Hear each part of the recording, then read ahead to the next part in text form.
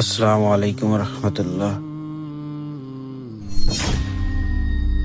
মসজিদে সবাই নামাজ পড়ে চলে গেছে, এই জায়গাটা কি পড়ে রয়েছে? ভুল করে কেউ কিছু রাখিয়ে গেল নাকি? কি আছে এর ভিতরে? দেই, এর ভিতরে কি আছে? ভালো ওজন মনে হচ্ছে। কি এর ভিতরে? ওরে, এ তো দেখি টাকা। হাই আল্লাহ, তাই তো, এক বান্ডিল টাকা। এতগুলো টাকা মসজিদের ভিতরে? সব তো আসল টাকা। কার হতে পারে টাকাটা? এখন এই টাকা আমি কি করব? ইমাম সাহেবও তো নেই, মসজিদে কেউ নেই। এই টাকাটা তালি ওই ভাইয়ের নাকি?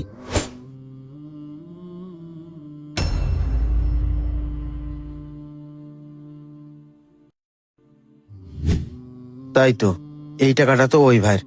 নামাজ পড়ার সময় ওই ভাই জায়গায় রেখেছে। মসজিদেও তো কেউ নেই, একদমই ফাঁকা। এখন আমি এই টাকাটা কি করব?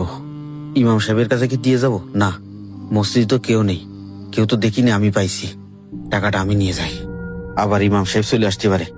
ইমাম সাহেব আসার আগে টাকাটা নিয়ে মসজিদে চলে যেতে হবে, বেশি সময় থাকা যাবে না। এই তো, এইবার হয়েছে, এই সুযোগে চলে যাই, কেউ নেই। মানুষ আর এখন মানুষ নেই, মানুষ সব অমানুষ হয়ে গেছে। কেন? মানুষ তোর আবার কি করলো? কেন, তুই কিছু শুনিস নি? বাইরের থেকে একজন লোক আমাকে মসজিদে নামাজ পড়তে আইলো। ওই ভাইয়ের কাছে 50,000 টাকা ছিল, সে টাকাটা রাইখে নামাজ পড়েছে। নামাজ পড়ে চলে গেছে, টাকাটা নিতে আর মনে নেই, সে চলে গেছে। পরে এসে যখন খোঁজ করেছে, তখন সে টাকাটা আর পায়নি। কি শুনলি রে ভাই? আমি তো ঘটনার কিছু জানি না রে।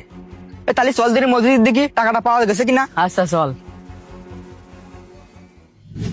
ভাই তাহলে আপনি কন, মসজিদটা যদি এই ভালি চুরি হয়, তাহলে আজ টাকাটা বাদে দিলাম, সোদ তাহলে এই নামাজ পড়তে আসতেছে। মসজিদ যে টাকাটা নেছে, সে কি মানুষ? এ তো অমানুষের থেকেও খারাপ। আচ্ছা ভাই, এই যে মসজিদে টাকা হারাই গেছে, এইটা কি সারা গ্রামের মানুষ জানে? সবাই জেনে গেছে। সবাই জানে গেছে না? টাকাটা তো আমি নিছি, এটা যেন কেউ না জানে। আচ্ছা শোন, টাকা হারাই গেলি তো ওই টাকার পাওয়া যায় না, এখন কি আর করার? এখন ওই ভাই নসিবে এটা ছিল, ওই ভাইয়ের সাথে এটা ঘটেছে।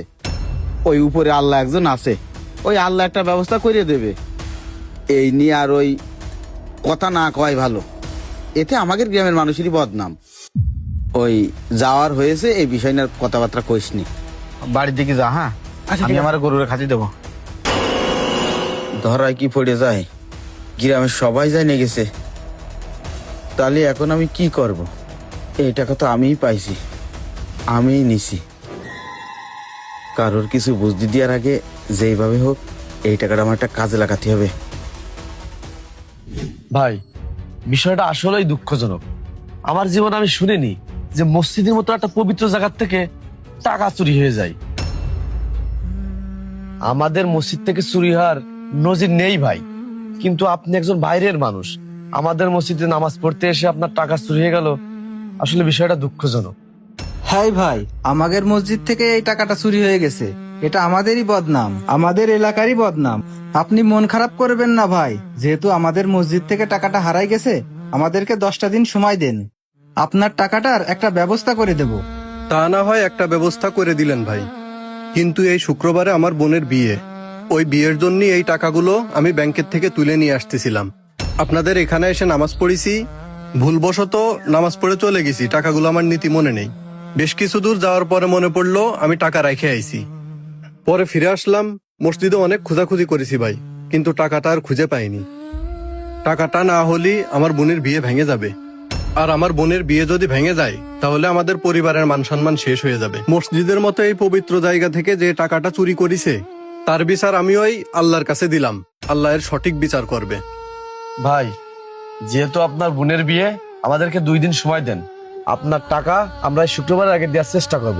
চলেন ভাই, নামাজ পড়ে আসি।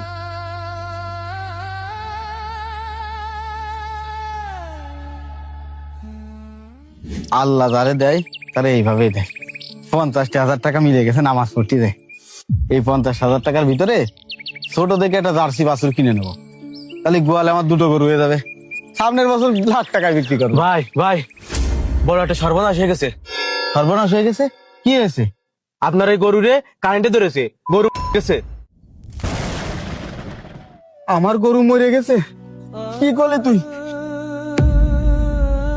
আমাদের কর্মের প্রতিফল ঠিক এভাবেই ফিরে আসে, সেটা ভালো হোক অথবা মন্দ। মানুষের ক্ষতি করে কেউ সত্যিকারের সফল হতে পারে না। বিবেক আর কর্মফল ঠিকই একদিন হিসাব বুঝিয়ে দেয়।